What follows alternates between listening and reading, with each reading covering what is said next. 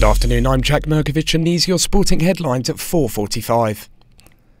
The Republic of Ireland football team are looking for a new managerial setup. Martin O'Neill and Roy Keane have left their positions as manager and assistant manager respectively. Both took charge in 2013 before leading the side to Euro 2016. Ireland finished bottom of their Nations League group.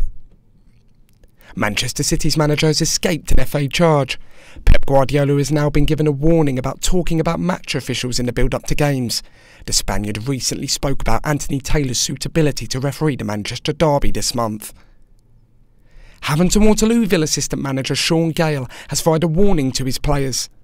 The Hawks beat United Services Portsmouth 4-3 on penalties after a 2-2 draw in the Portsmouth Senior Cup quarter-finals. But Gale still believes the win is important ahead of Saturday's game with Maidstone. What a great game, no. Probably one of our worst performances in the competition in the last few years, which we've been very good in, you know. But no, there was a lot of poor things on our point tonight. You know, the positive out of it, we won the game. That's probably the only positive I take out of it, really.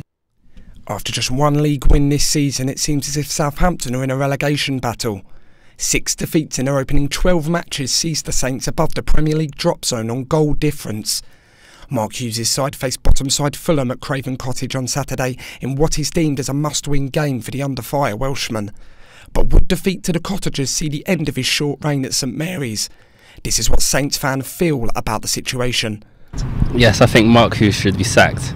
Even though he was once a good player, he doesn't seem to be a good manager anymore. You've got a replacement who is obviously another calibre to Mark Hughes. I don't know if it's the right choice just to get rid of him, especially if it's going to be a manager who's just been brought in as sort of like a last chance sort of manager. England cricket captain Joe Root will be ringing in the changes ahead of the final test against Sri Lanka. Stuart Broad and Johnny Bairstow will return to the fray, whilst James Anderson will be rested for the Colombo test. But despite the changes, Root believes Friday's test should be no different to the first two. We haven't needed three really that much in the first two games. It looks like a very similar sort of feel to the surface. It might be slightly better for longer. So I think with the balance that we've still got the ability to take 20 wickets. England's defensive coach has delivered a big boost ahead of Saturday's test with Australia. John Mitchell believes that Manu Tuilagi is in contention for the game at Twickenham.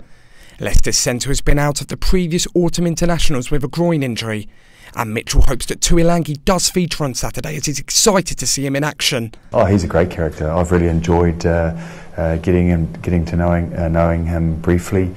He's in good nick. He's certainly in the way he goes about things is very impressive, and he has a nice presence and influence on the group as well. The Darts Regulation Authority are to investigate Sunday's Grand Slam of Darts final.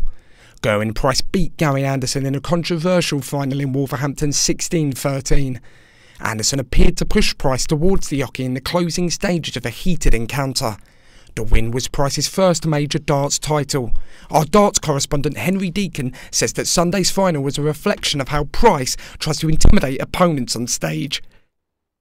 Oh, he's a great character. Look, Gerwyn Price, he's one of those players that plays with a lot of adrenaline, he plays with a lot of energy. He's come from a sport in rugby which has a background of being very aggressive, and that's the way he likes to approach things on the hockey. Anderson's a player that wants to get up and get on with it.